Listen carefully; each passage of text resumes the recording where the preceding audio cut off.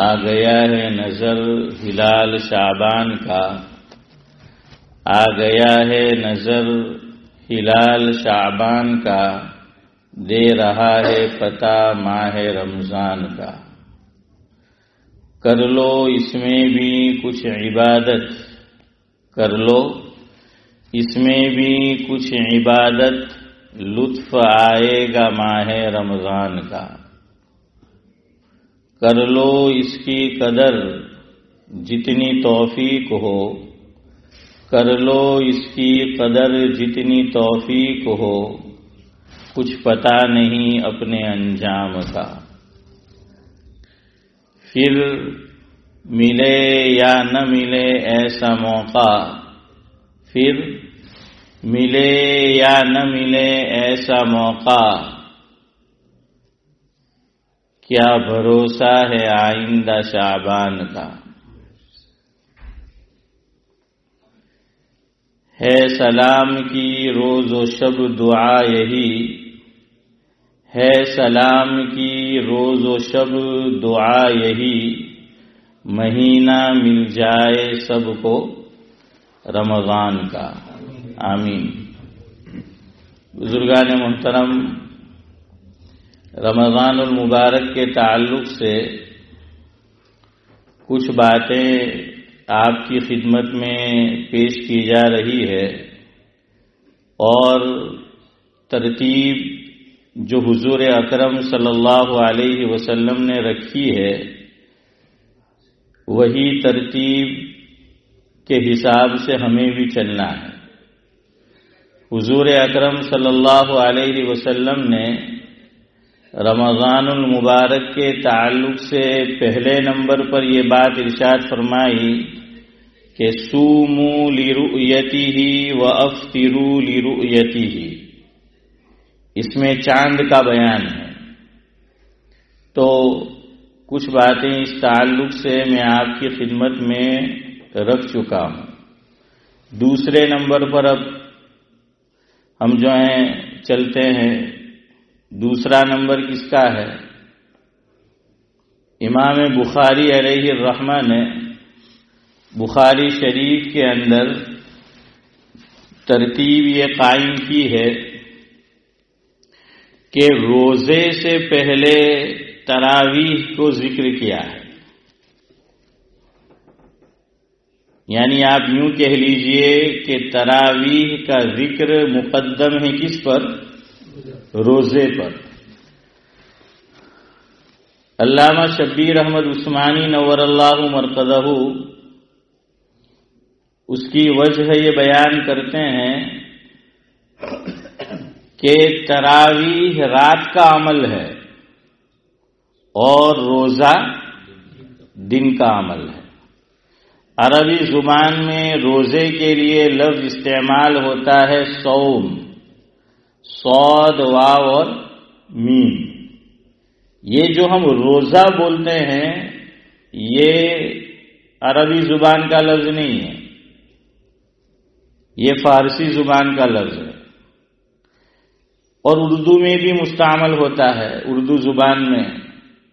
تو یہ روزہ روز سے ہے، اور روز انگلش والا نہیں، سمجھ آیا شوق بھائی؟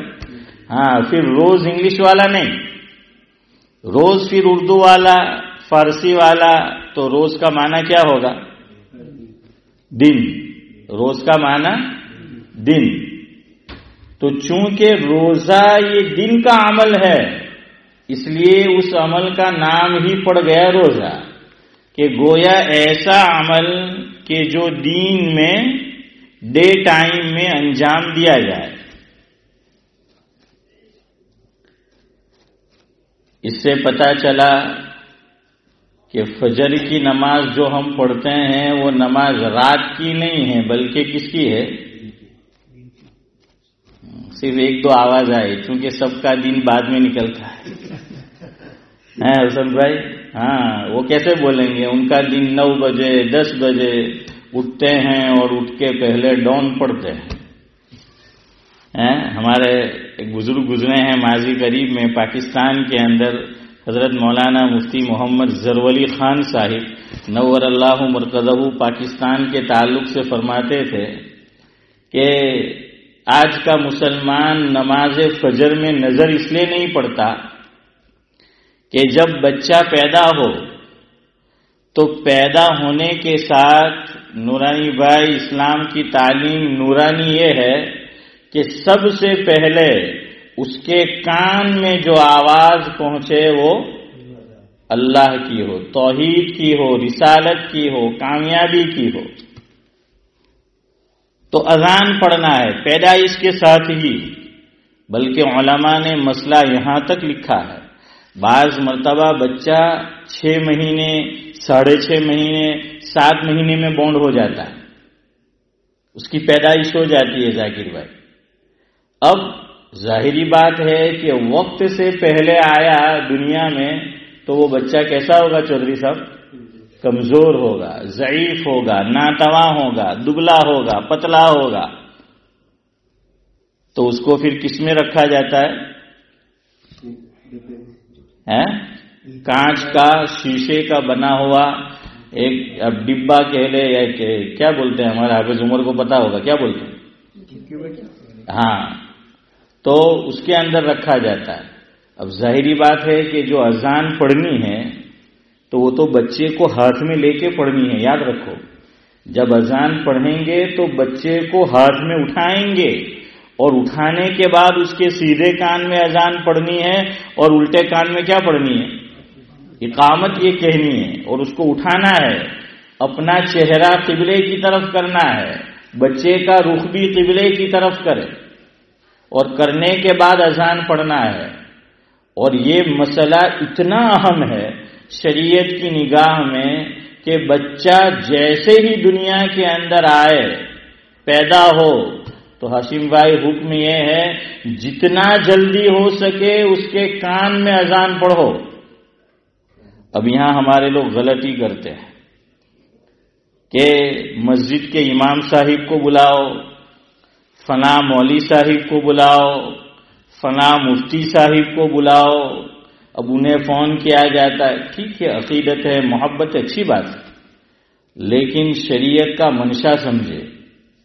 اگر آپ کو کسی امام صاحب سے، مولوی صاحب سے اور جن سے بھی آپ کو عقیدت ہے آپ کو یہ عمل کروانا ہے تو بچے کی پیدائش قریب ہو تو بلا کے رکھو ان کو، ورنہ وہ بچہ پیدا ہوا، آپ نے فون کیا، پھر وہ آئیں گے تو اتنے میں کافی وقت گزر جاتا ہے۔ اور شریعت دیکھیے اس معاملے میں کتنی حساس ہے۔ شریعت اسلامیہ کا مسئلہ یہ ہے عورت نماز والی اذان نہیں پڑھ سکتی۔ اگر عورت نے نماز والی اذان پڑھ دی تو دوبارہ اذان پڑھی جائے گی۔ اسماعیل بھائی سمجھ آ رہا ہے مسئلہ؟ ہاں، کہ اگر آپ کہیں گے مولوی صاحب عورت کیسے پڑھے گی؟ کووڈ میں ایسا ممکن تھا کیونکہ لوگ کہاں نماز پڑھتے تھے، مکان کے اندر پڑھتے تھے، گھر میں پڑھتے تھے۔ اب ہو سکتا تھا کوئی شوہر کہے اپنی بیوی سے کہ چل کتلا جڑا تھی میں اذان پڑھوں، آج تنے موقع دیں تو ہو پڑھ، ہم نماز پڑھنے والے ہیں، تو اذان پڑھ، وہ نہیں پڑھ سکتے۔ خیر وہ گھر کا معاملہ ہے تو ویسے بھی علاقے میں اذان ہو چکی ہوتی ہے تو کفایت کر جاتی ہے اگر ہم اذان نہ بھی پڑھے گھر میں۔ یاد رکھو جس علاقے میں اور آپ نماز پڑھ رہے ہوں اس علاقے میں مسجد موجود ہو، عبادت خانہ موجود ہو، مصلی موجود ہو اور وہاں اذان پڑھ دی گئی، اب ہم نماز مسجد میں ادا کر رہے ہیں، گھر میں ادا کر رہے ہو، شاپ میں ادا کر رہے ہو تو اذان پڑھنے کی ضرورت نہیں ہے۔ کیوں؟ کافی ہے، علاقے کے اندر جو اذان ہو گئی، جو مسجد ہے، مصلی ہے، عبادت خانہ ہے، وہ کافی ہے۔ عورت کی آواز بھی شریعت میں پردہ ہے، عورت کی آواز بھی کیا ہے؟ شریعت میں پردہ ہے اس کا بھی۔ اور اذان کا مقصد ہے اعلان کرنا۔ اذان کا مقصد کیا ہے؟ ایسا بھیجو، آرام سے بھیجو۔ بھیجا ہو سوال. اذان کا مقصد ہے اے بھائی یار دھیرے بات کرو، عجیب قوم ہے. اچھا، تو بہرحال اذان کا مقصد کیا ہے؟ اعلان کرنا ہے. عورت کی آواز پردہ ہے، اعلان تو زور سے کیا جاتا ہے. اسی لیے بعض مرتبہ مائک نہ چلتا ہو، امام صاحب اعلان کرے، پیچھے سنائی نہ دے تو لوگ کہتے ہیں کہ ہوں بولا کہ خبر اتنی ہوگی، ہوں اعلان کے دوں. کیوں؟ وہ آواز نہیں پہنچی. اور اعلان کا مقصد ہے آواز کا پہنچنا، کہ زور سے کرے. اعلان اس طرح کرے کہ جو لوگ موجود ہیں وہ سن لیں، ان کی بات سمجھ میں آئے کہ کیا کہا گیا ہے. اسی لیے پہلے زمانے میں جب مائک نہیں تھے تو اذان کہاں جا کے پڑھی جاتی تھی؟ مسجد کے مینارے کے اوپر چڑھ کر اذان پڑھی جاتی تھی، چونکہ جو آواز جتنی اوپر سے پہنچائی جاتی ہے وہ دور تک پہنچتی ہے. اسی لیے ہمارے آقا حضرت نبی کریم صلی اللہ علیہ وسلم نے جب مشرکین مکہ کو توحید کی دعوت دینی چاہی تو حضور پہاڑ پر چڑھ گئے. کہاں چڑھے تھے؟ پہاڑ پر. پہاڑ کا نام کوہ صفا. کوہ یعنی پہاڑ، صفا پہاڑ. خطیب الامت حضرت مولانا ابرار احمد صاحب دھلیوی رحمۃ اللہ علیہ فرماتے تھے مفہوم ہے کہ دعوت بھی صاف تو پہاڑ بھی صفا. صاف دعوت کے صاف. جیسے حضرت مولانا علی میاں صاحب ندوی رحمۃ اللہ علیہ امریکہ تشریف لے گئے، وہاں حضرت کے بیانات ہوئے تو ان بیانات کو کتابی شکل میں جمع کیا گیا تو اس کا نام رکھا گیا مغرب سے کچھ صاف باتیں، یعنی حق بات، صاف بات. میں اور آپ کرتے اس طرح نہیں. ہم تو اس طرح بات کرتے ہیں کہ نہ چودھری صاحب ناراض ہو نہ محمد ناراض ہو، سب مصلحت دیکھتے رہتے. اور حضرت تھانوی رحمۃ اللہ علیہ فرماتے تھے کہ دین کی بات میں ٹھیک ہے ایک حد تک مصلحت دیکھنا چاہیے، لیکن آدمی ہر جگہ حق بات کہنے سے ڈرے، سچ بات کہنے سے ڈرے. مصلحت حضرت فرماتے تھے مصلحت کا مسالہ بنا دو، جتنا پیسے گا کھانا اتنا ہی ٹیسٹی ہوگا. مصلحت حضرت نے فرمایا مصلحت اس کی جمع مصالح، تو حضرت نے فرمایا کہ اس مسالے کو خوب پیٹو، خوب برابر اس کا پاؤڈر جو ہے وہ بناؤ مسالے کا. فرمایا جتنا کوٹو گے اتنا ہی جو مسالہ جتنا اچھا ہوگا اتنا ہی کھانا مزیدار ہوگا، لذیذ ہوگا. تو بہرحال صاف تو وہ صفا پہاڑ. خیر، میں آپ کو یہ کہہ رہا تھا کہ عورت اذان نہیں پڑھ سکتی، لیکن یہاں ماں کوئی خاتون نہیں ہے، دوسری کوئی مرد موجود نہیں ہے اور بچہ پیدا ہوا تو شریعت اسلامیہ کی تعلیم یہ ہے، حالانکہ وہ عورت جس نے بچہ جنا ہے چونکہ نفاس کا خون جاری ہو جاتا ہے تو شعیب بھائی وہ کیا ہو گئے؟ عورت ہے نا، ناپاکی کی حالت میں ہے، یعنی اب وہ نماز نہیں پڑھ سکتی. لیکن پھر بھی وہی ماں، کوئی وہاں موجود نہیں ہے، شوہر بھی گھر پر ہے، جاب پر ہے، دور ہے، کوئی مرد نہیں ہے، کوئی دوسری عورت نہیں ہے. ماں میں اگر اتنی طاقت ہے، قوت ہے، سکت ہے، حوصلہ ہے تو ماں اپنے بچے کے کان میں اذان پڑھے گی. اب یہاں دوسری بات سمجھو، چونکہ یہاں اعلان مقصود نہیں ہے، نماز والی اذان میں اعلان مقصود ہے، اس لیے بچے کے کان میں اذان پڑھو تو پوری ہاسپٹل نہیں، پورے کمرے کو بھی نہیں سنانا ہے. بعض لوگ وہاں بھی اذان پڑھتے ہیں تو نماز والی ہیں ودھا تھا ریسپشن پہلا ہو گھبرا کیا آہن ہو جائے ہیں، سمجھ آیا. اور پھر شریعت نے ہر چیز کا لحاظ رکھا ہے چودھری صاحب، بچے کے کان کا پردہ بھی کمزور ہوتا ہے اور آپ زور زور سے چیخ رہے ہیں اور آواز میرے جیسی موٹی ہو تو پھر پوچھنا کیا. تو سمجھ آیا؟ بچے کے کان میں جب بھی اذان پڑھو آہستہ پڑھو. اللہ اکبر اللہ اکبر اللہ اکبر اللہ اکبر. دیکھیے یہ مائک ہے پھر بھی آپ کو آہستہ پڑھا نا میں. ہاں تو یاد رکھو آہستہ اذان پڑھنا بچے کے کان میں. اور کسی مولوی صاحب کا انتظار نہیں کرنا، کسی امام صاحب کا انتظار نہیں کرنا، کسی بزرگ کا انتظار نہیں کرنا، شوہر کا انتظار نہیں کرنا، دادا کا انتظار نہیں کرنا، ایون باپ کا انتظار بھی نہیں کرنا. وہ عورت اور ماں خود بھی بچے کے کان میں کیا پڑھ گئے؟ اذان پڑھ گئے. پہلا کام یہ کرنا ہے جتنا جلدی ہو سکے. تو خیر بچہ جلدی پیدا ہو جائے، مشین میں اس کو رکھ دیا گیا ہے، تو علماء نے کہا کہ وہ اب ہسپتال کا جو عملہ ہے وہ ہمیں بچہ دے گا نہیں کہ ہم گود میں اٹھا کے پڑھے. تو کیا کرو، یہ مشین ہے، فرمایا کہ جس طرف سیدھا کان ہے وہاں قریب جا کر کیا پڑھ دو؟ اذان پڑھ دو. دوسری طرف جو ہے وہاں جا کر کیا کر دو؟ اقامت کہہ دو. پھر جب بچہ اس لائق ہو جائے کہ اس کو مشین سے نکال دیا جائے اور اب گھر والوں کے سپرد کر دیا گیا، اب دوبارہ اذان پڑھنا ہے. اب کان میں پڑھو، چاہے 1 ہفتے بعد ہو، 2 ہفتے بعد ہو، 1 مہینے بعد ہو. خیر ایک بات ضمناً درمیان میں آ گئی. تو حضرت مولانا مفتی محمد ظفر خان صاحب رحمۃ اللہ علیہ فرماتے تھے کہ ہمارے مسلمان نماز فجر میں نظر اس لیے نہیں آتے اور بہت کم اس لیے نظر آتے ہیں کہ بچہ پیدا ہوا، اس کے کان میں بھائی عرش جو اذان پڑھی گئی، فرمایا کہ اذان ناقص پڑھی گئی، اذان کامل نہیں پڑھی گئی. اذان کی 2 قسمیں ہیں. ایک اذان کا نام ہے اذان کامل اور دوسری اذان کا نام ہے اذان ناقص. ظہر، عصر، مغرب، عشاء، جمعہ، اس میں جو اذان پڑھی جاتی ہے اس کا نام ہے اذان ناقص.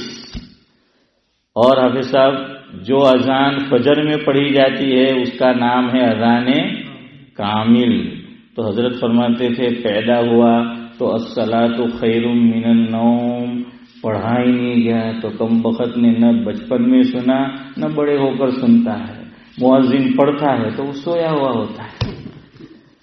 فرمایا بچپن میں پڑھا ہوتا تو بھائی شعیب وہ مسجد کا رخ کرتا. سمجھ آ رہا ہے؟ اس لیے یاد رکھو اپنی بچوں کے کان میں پوتے پوتی نواسے نواسی یاد رکھو جو اذان پڑھنی ہے وہ کون سی پڑھنی. یہ میں نے کئی لوگوں کو دیکھا، اس میں بہت غلط فہمی ہے. بہت سے علماء بھی اذان جو پڑھیں گے، کیوں یہ اذان پڑھتے ہیں؟ دن بھر میں نورانی بھائی کون سی اذان زیادہ سنی جاتی ہے؟ یہی ظہر، عصر، مغرب، عشاء والی. تو وہی ہم تڑخا دیتے ہیں. اور فجر کی اذان میں جو فجر پڑھنے بھی آتے ہیں تو عام طور پہ ایسا ہوتا ہے کہ گھر کے اندر مائک بولو ریسیور، یہ آپ کہہ رہے ہیں، میں نے تو نہیں کہا. تو بہرحال اس لیے وہ بھی سنتے نہیں ہیں. نماز تو پڑھنے آتے لیکن اذان بہت کم لوگ سنتے ہیں. ہاں جو میاں بیوی بڑی عمر کے ہیں اور نمازی ہے تو وہ اپنے روم میں ہی ماشاءاللہ کیا کرتے ہیں، ریسیور رکھتے ہیں اور اذان کی آواز پہ ان کی صبح ہوتی ہے. ایسے بھی لوگ ہیں. خیر بہرحال تو میں آپ کو یہ سنا رہا تھا کہ سب سے پہلے کیا پڑھنی ہے؟ اذان جو ہے اس کے کان کے اندر پڑھنی ہے، اس میں کسی کا انتظار نہیں کرنا ہے. بات چلی کہاں سے؟ تراویح سے چلی. چلے خیر بہرحال یاد نہیں آ رہا ہے میں نے کہ میں اذان پہ کیسے پہنچ گیا.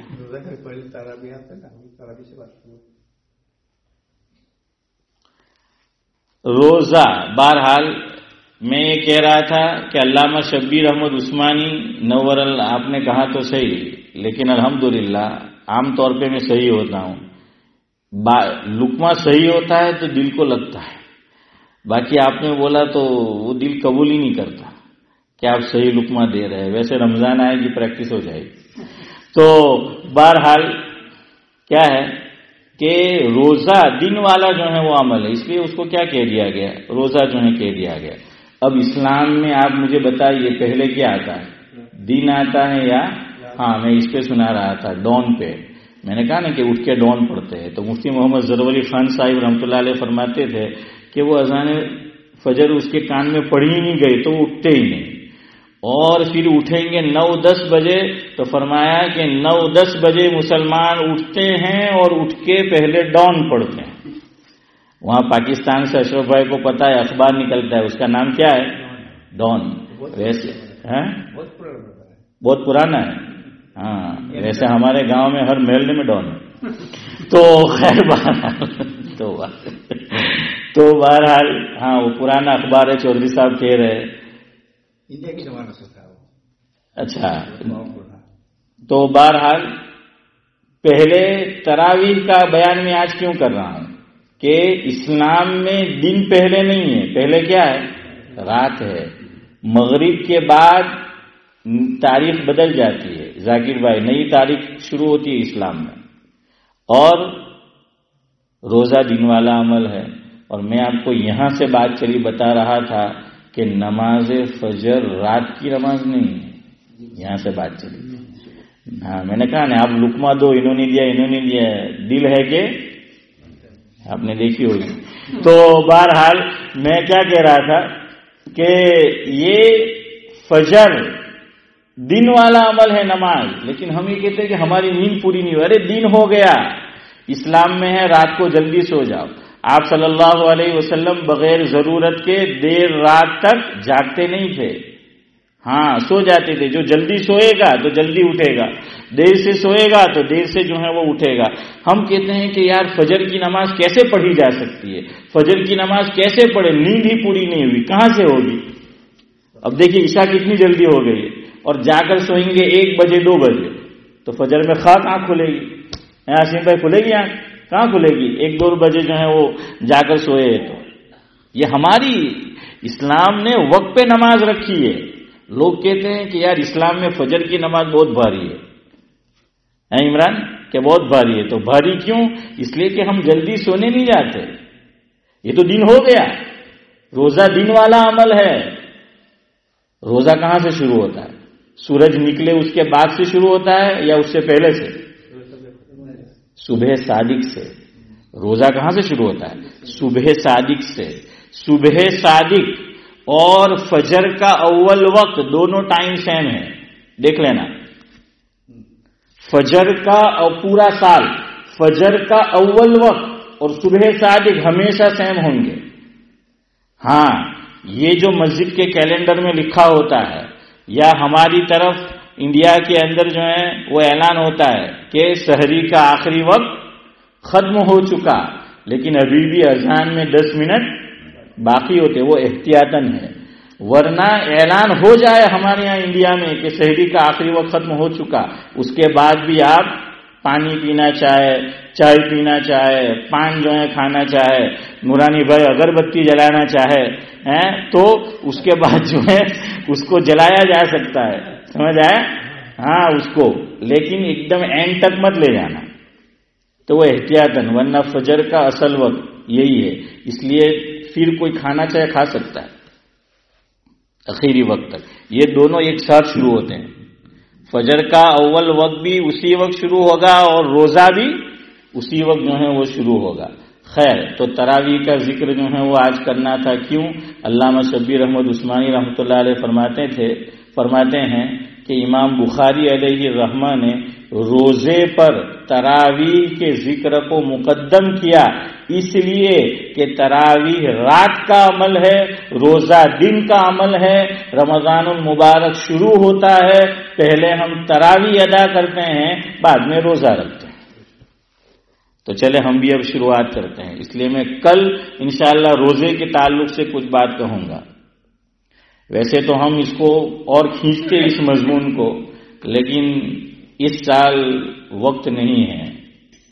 ہر سال ذاکر بھائی رمضان کتنے دن پہلے آتی ہے؟ 10 دن پہلے.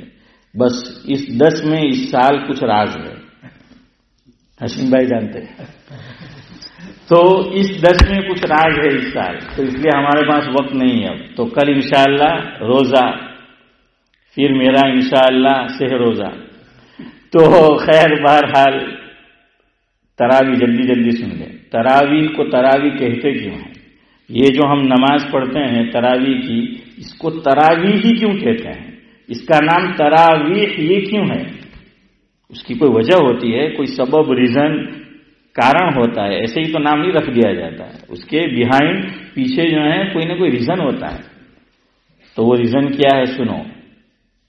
انشاءاللہ 50 تک بات کو ختم کرتے، 1-2 منٹ ہو سکتا ہے ادھر ادھر ہو جائے. ترویحہ، اس سے تراویح نکلا ہے. ترویحہ، ترویحہ کس کو کہتے ہیں؟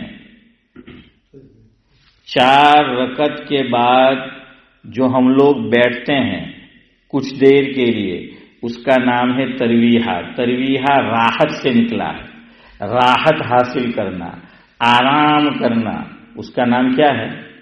ترویحہ. اور ہر 4 رکعت کے بعد امام صاحب جو تراویح میں ہوتے ہیں وہ کیا کرتے ہیں؟ رکتے ہیں، بیٹھتے ہیں. لیکن شاید کسی زمانے میں ایسا ہوتا تھا. اب تو رمضان میں سپر فاسٹ، جیسی روح ویسے فرشتے ہیں. مقتدی بھی یہ چاہتے ہیں کہ امام صاحب بیٹھے ہی نہیں، اور امام صاحب بھی یہ چاہتے ہیں، کیونکہ ہمارے یہاں ہر 4 منٹ کے بعد لوگ گھڑی دیکھتے ہیں کہ بھائی ہنے 4 رکعت پڑھا ہوئی تو ہنے 15 મિનિટ ને હણે પડાવ્યું તો 18 મિનિટ થઈ. એમાં અમુક લોકો જે બેહે તેને કાઉન્ટ કરે, એટલે હેલો વિચાર કરે કે જરાક ધીરો પડલું છે તો બેહું જ નહીં તો એવરેજ આવી જાય. તો સ્વયંભાઈ એવરેજ આવી જાય ને કે એલો ફર્સ્ટ પડ્યો ને જરાક બેઠો તો એને 15 મિનિટ થઈ, ને આ ભાઈ જે છે સ્લો ગાડી ઉતા એને 14 મિનિટ થઈ, તો હવે એ બેહે જ નહીં, ઉઠે એટલે એને 15. تو اب دونوں جو ہیں وہ یکساں جو ہے ہو جائے. لیکن شریعت چاہتی ہے کہ بھائی ذرا آرام کرے. چونکہ ہم 4 رکعت پہ آرام کرتے نا تو لوگ زیادہ چیختے بھی نہیں، بوم بھی نہیں پاڑتے، چلا وہ موڑું થાય، બહુ ધીરે પડે. હું કહું 4 રકાત પછી હસનભાઈ જરા આરામ મળી જાય. પણ હવે આરામ હોય જ नहीं, 20 रकात एक हाथ से है. हाँ, बल्कि हजरत साहब क्या होता है कि वो अगर कोई इमाम बैठता भी है तो पीछे से वो शुरू हो जाता है, यानी वो सिग्नल होता है कि बस बसाओ है. तो भाई आराम करो, इसको भी करने दो वो भी करो तो कोई नहीं होगा. लेकिन नहीं करते. लेकिन ये भी याद रखो ये मुस्तहब है, अगर कोई अमल नहीं करता तो गुनहगार नहीं होता. मुक्तदी भी शिकायत नहीं करते कि इमाम साहब नहीं बैठते, तो इसका मतलब है कि मुक्तदी भी राजी है और इमाम साहब भी राजी है, मियाँ भी राजी, तो क्या करेगा. हाँ, तो बहरहाल यहाँ भी इमाम और मुक्तदी राजी. तो अब हो गया जो है वो मसला. तो अब दोनों जो है तैयार है, वरना क्या होता था. आखिरी बात सुन लो तो समझ आ गया जाकिर भाई तरावी को तरावी क्यों कहते हैं. हर 4 रकत के बाद क्या करना है? बैठना है. कितनी देर बैठना है? फरमाया उतनी ही देर बैठो जितनी देर इमाम साहिब को 4 रकत पढ़ने में लगी है. ये बात तो मैंने जरा बाद में कही है. हाँ, जरा भारे हाथ वालों इंजेक्शन छेल्ले देवर है. तो अब बैठने का तो आया तो इमाम साहिब को 15 મિનિટ लगी, तो તમે કહે કે મોલ સાહેબ કલાક તો આરામ જ કરવાનો ને કલાક હવા કલાક પાછો પડવાનો. એમ કે હવે રાત નલ્લી હોય આપણે ત્યાં તો અહીંયા તો બહાર અમલ કરવું બી મુશ્કેલ છે, પણ હવે તો મોટી થતી છે. समझ आया. तो आराम होगा. तो आराम से शरीयत में इबादत ये है कि आदमी आराम से इबादत करे. शरीयत का मंशा ये है, मैं और आप चाहे सुन्नत नमाज पढ़े, फर्ज पढ़े, आदमी जो है वो आराम से नमाज पढ़े, ये मंशा है. लेकिन हम पूरा साल फास्ट नमाज पढ़ते हैं, इसमें पहले मैं शामिल हूँ, अल्लाह मुझे पहले हिदायत दे. हम फास्ट नमाज पढ़ने के आदी है, अब रमजान में आराम से पढ़ेंगे तो कहाँ हजम होगा. जी, वो रमजान में कोई वक्त लगाना पड़ा ये लोग में, अरब लोग ज्यादा होते हैं जी, बहुत सारे कहते तो 10 लगा देते 4 रकात के बाद. माशाअल्लाह, सहरी करने की नहीं.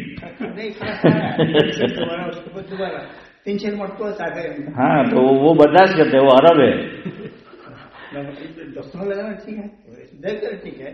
दस्तरखान लगा देते बिल्कुल। दस्तरखान वो वही माना कि आप नियत कर लो। देखो एक मसला समझो, आपने पूछा तो मस्जिद में दस्तरखान लगाना कैसा, ये पूछ रहे हैं। रमजानुल मुबारक में फुकाहा ने इजाजत दी है, क्योंकि रमजानुल मुबारक में मुअतकिफीन एतिकाफ में बैठते हैं। लेकिन जो गैर मुअतकिफीन है तो उलमा ने मसला लिखा कि मस्जिद खाने पीने के लिए नहीं बनाएगी। मस्जिद खाने पीने की जगह नहीं है। अल्लाह ने सूरह जिन में फरमाया व अन्नल मसाजिदा लिल्लाह फला तदउ मअल्लाहि अहदा। इसलिए मस्जिद का मकसद इबादत है, खाने पीने के लिए नहीं है। लेकिन रमजानुल मुबारक में मुअतकिफीन के लिए उज़्र है कि वो बाहर जाएंगे तो उनका मसनून एतिकाफ इस्माइल भाई क्या हो जाएगा, टूट जाएगा, उनको अंदर खाना पड़ेगा। इसलिए जो खुद्दाम है या जो घर से आकर साथ में खाते हैं या कभी दोस्त अहबाब मिलने के लिए आ गए तो मस्जिद में आओ तो एतिकाफ की नियत कर लो। गैर मुअतकिफीन भी नवैतुल एतिकाफ मादुमतु फिल मस्जिद, ये अरबी में हो गया। उर्दू में हमारी जबान में कहेंगे हूँ जेटली बार सुधी मस्जिद ना अंदर रहीश ત્યાં સુધી अल्लाह हूँ एतिकाफ की नियत करूँ छूं।